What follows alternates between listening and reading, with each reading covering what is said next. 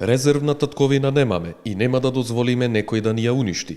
Ова денеска пред Кичевчани го порачаа од граѓанското движење за одбрана на Македонија на трибината пред која беа представени гледиштата на ГДОМ околу актуелните случувања на политичката сцена во Македонија во пресрет на закажаните избори на 11 декември. Па имаме две главни точки кои што ќе ги дискутираме. Број еден, изјавата на господинот Заев околу двојазичноста во Република Македонија, која што никако не ја гледаме одвоена од претходните изјави на господинот Фрчковски дека имаме потреба за ротационен премиер албанец-македонец. Дотолку повеќе пак на сето тоа, ако го дададеме и пишувањата и залагањата на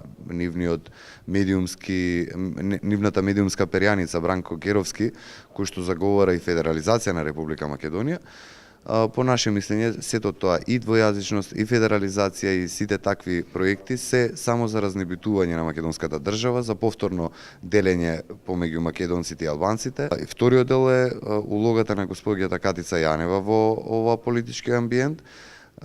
По мое мислење таа жена е крајно субјективна, работи по наредби и нарачки на СДСМ, односно жената прави се како да ги забошоти она што е главно прашање, поточно кој во Македонија прислушнувал, за чии интереси тоа го правел. Никогаш не било попотребно да се брани Македонија, бидејќи сме нападнати по основа на сите полиња, од социјалното живење и од политичкиот живот. Апсолутно треба да се срушат сите институции, очигледно гледаме дека намерата е да се федерализира земјата, може би дури пострашно да се подели, но основата е да се уплаши народот. Токму тоа е и една од намерите на овие дебати, да се разбие стравот кај народот, односно да се окуражи народот да не им верува на оние квислинзи, оние кои што работат против Македонија, оние кои работат за воведување двојазичност по секоја цена. Освен Пандов и Михајловски, на трибината говореа и Илија Србов и Крсте Јовановски, кои истакнаа дека овој државен удар од страна на СДСМ и платениците на Сорос е најсилен во 25 години независна Македонија